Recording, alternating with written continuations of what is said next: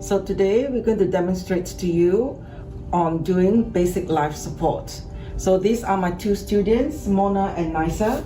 So this is a practice and this is a requirement that is required for anybody, for any registered nurse who works in Australia. So all of you probably have or are familiar with doing BLS. We are going to show you the BLS the Australian way. Thank you. So, all right, ladies. So both of you are on morning shift. You've just walked in. You've been allocated to Mrs. Smith. And Mrs. Smith has been found to be unconscious. So please take us through the procedure of how you do a BLS. The first things you need to do is to check the danger for the patients and the danger for the nurses. So we can check the electricity, if there's any electricity from the top to bottom, and also if there's the danger in oxygen, and check also if there's a wet floor, and check if the bed is okay. So, maybe we need to remove this one if the condition of the patient is unstable. And then after that, we have to check the response of the patient. We have to make sure how is the patient. So I will check now the response of the patient. Hey, are you okay? No response. So I will remove the pillow. That's another way of securing the danger. I will put it on the side, making sure that it's out. The security of the patient and for us. So I will check now the response of the patient. Hello, hey, are you okay? Can you cough? Can you speak? And no response. So I'm gonna press the trapezius muscles here just to check. And if there's still no response, then I will send for help.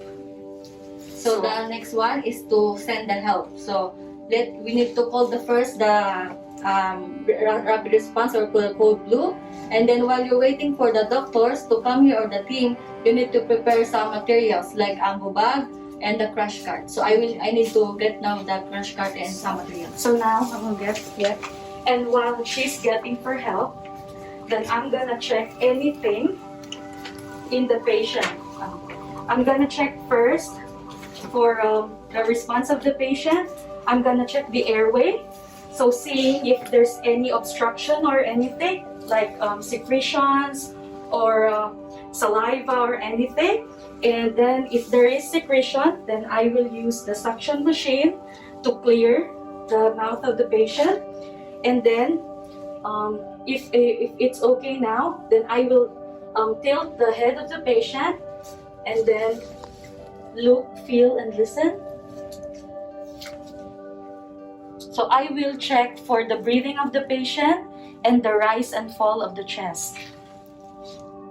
And if there's no response, then I will start CPR. While she's doing the CPR, so we need to prepare the oxygen and defibrillator while waiting for the doctors. So the first one is to put the suctions first. The oxygen, sorry.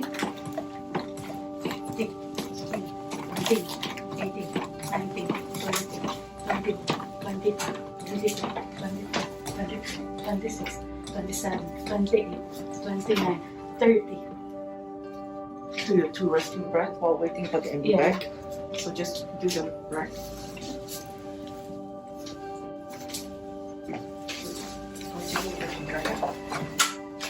You need to inform another nurse that you need to prepare now the defibrillator.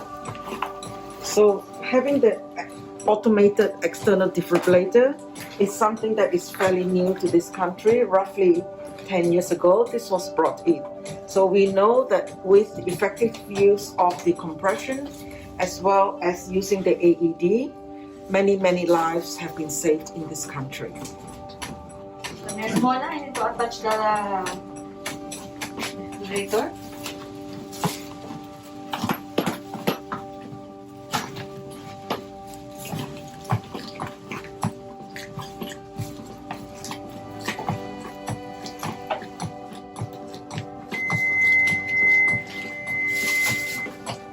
Analyzing heart rhythm. Do not touch the patient.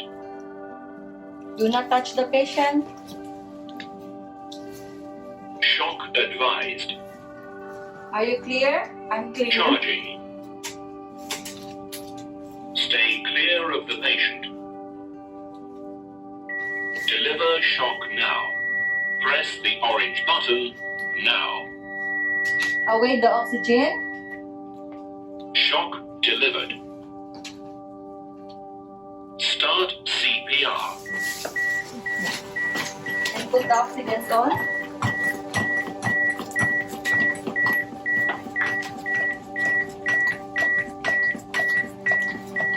How many, sister? 1, 2, 3, 4, 5, 6, 7, 8, 9, 30. 1, 2 even. Okay, thank you. That's good. So the Mac call team has arrived. What format would you use for handing over to them? So it's called ISBAR. Can you please explain what ISBAR stands for? ISBAR. ISBAR is the format you will give to the whoever is the respondent. So ISBAR is like the I is for the introduction. Like you have to introduce yourself to To the people, the team? the team that's coming. So To identify also the name of the patient, the MRN number, and also the what location of the patients. And what does S stand for?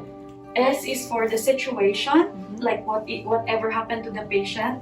You will send that one to the responder, like what happened, like the patient is suddenly lost consciousness and is not breathing and is not responding. Yeah. And B? The background of the patient, why she is admitted or he is admitted in the hospital, and also A is for the assessments you've done to the patient, like vital signs, the patient, the blood pressure, the temperature.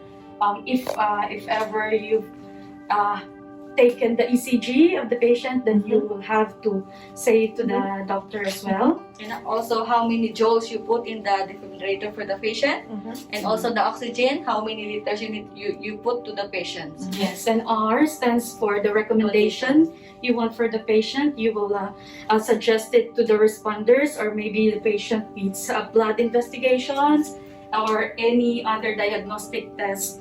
And also you need to inform the family of the patients what happened to the patients. Yes. Excellent. Well done, girls.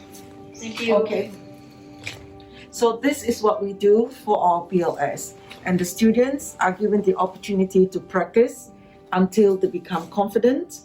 And then they will have a stated day for their practical test.